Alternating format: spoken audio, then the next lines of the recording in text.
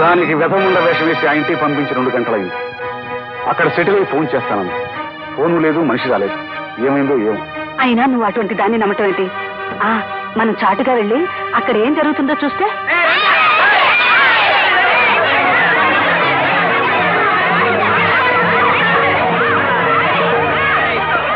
ఆగండి, మీకే చెప్పి ఆగండి. ఏమిటి దౌర్జన్యం? ఏమిటండి దౌర్జన్యం అంటారు? వీళ్ళ పెద్దింటి వాళ్ళని నమ్మి డబ్బు బంగారం వీళ్ళ దగ్గర దాచుకున్నాం. తీరా చేసి ఇప్పుడు అడిగితే చెల్లు వెళ్ళలేదు, చిన్న బంగారం లేదంటున్నారు. స్వామి ఎంత మోసం దగ. ఆగండి, తప్పండి తప్పండి.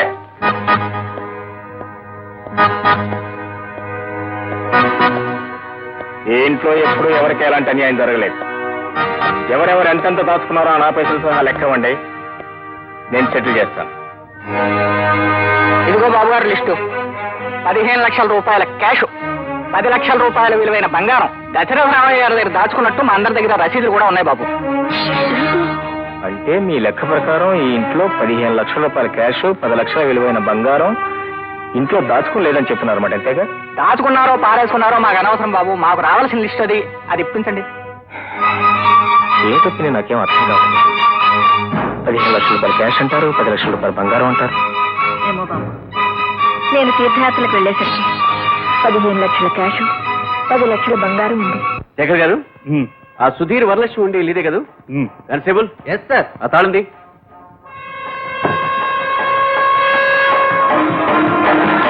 తాళం వేయి. తాళం వేసేసాను సార్. ఇక నువ్వు వెళ్ళొచ్చు. Yes sir.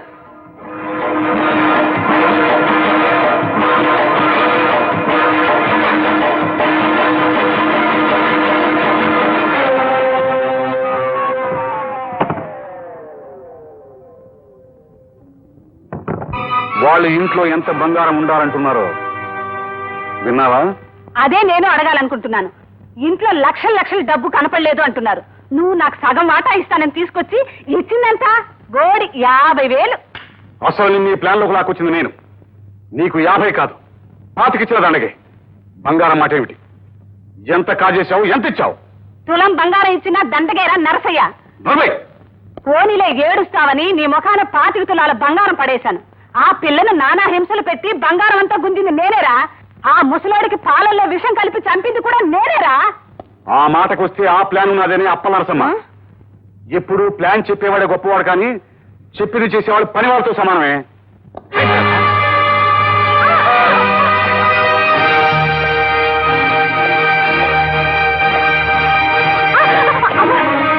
కూర్చోండి అక్కడ.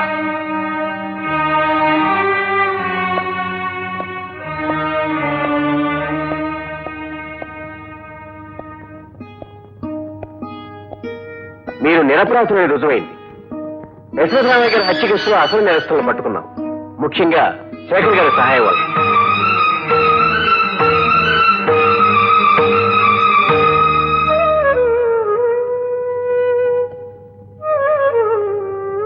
నేను నమ్మలేదని నా మీద కోపంగా ఉందా?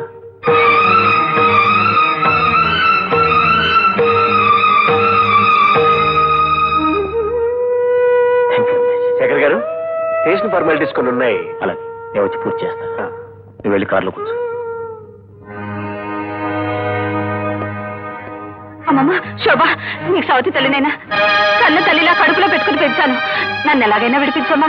మీ నాన్నకు వండి పెట్టే దిక్కే ఉండరమ్మా. నీ సవతి తల్లి ప్రేమ అవ్వకపోయకు.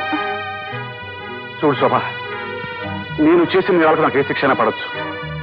ఈలోగా లాకప్ మరణం సంభవిస్తే పేరైపోతుంది. కానీ నేను నీకు చేసిన ద్రోహానికి నీ చెప్పు తీసుకుని పటా పటా పటామని పెద్ద దెబ్బలు కొట్టి వెళ్ళిపో. అప్పుడు కానీ నాకు మనశ్శాంతి ఉండదు. అమ్మమ్మ